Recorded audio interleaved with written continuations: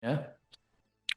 Pembahasan kali ini ditujukan untuk menindaklanjuti pembahasan dalam RDP dengan Dirjen SEF pada tanggal 17 November tahun 2025.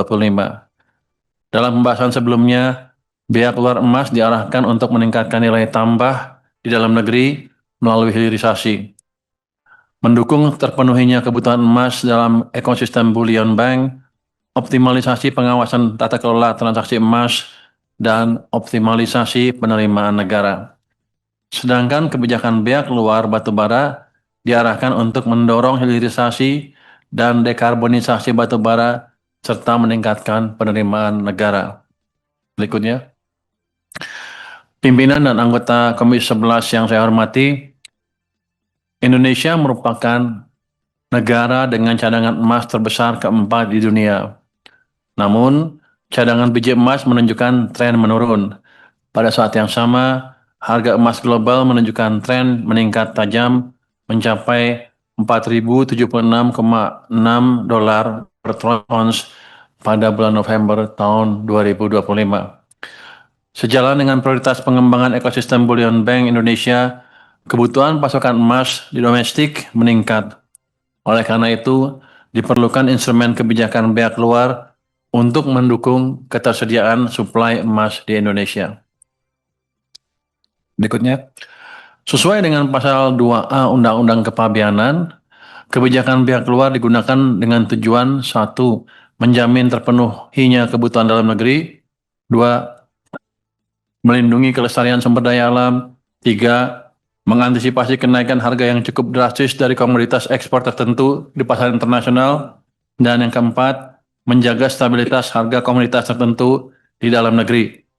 Tentunya juga agar dapat mengoptimalkan penerimaan negara. Agar hilirisasi berjalan lebih efektif, kebijakan bea keluar emas dirancang dengan prinsip bahwa tarif produk hulu ditetapkan lebih tinggi dibandingkan produk hilir. Ini Pak.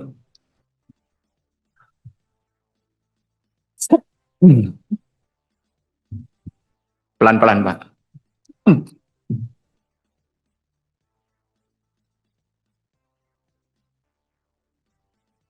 Mungkin produsen emas pada ngutuk saya dari jauh nih. Menarikin bea katanya. Maaf Pak Ketua. Berikutnya. Pengawasan ekspor emas diperkuat melalui ketentuan yang melarang ekspor produk emas dengan kadar di bawah 99%.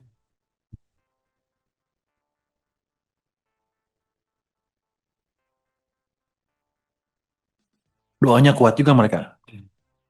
Calm down, Pak.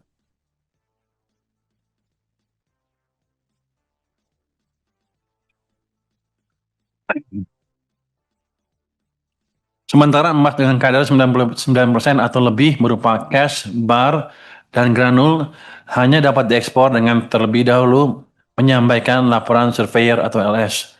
Pengaturan ini bertujuan memastikan bahwa setiap pengiriman emas telah diverifikasi kadar dan kesesuaiannya sebelum diekspor.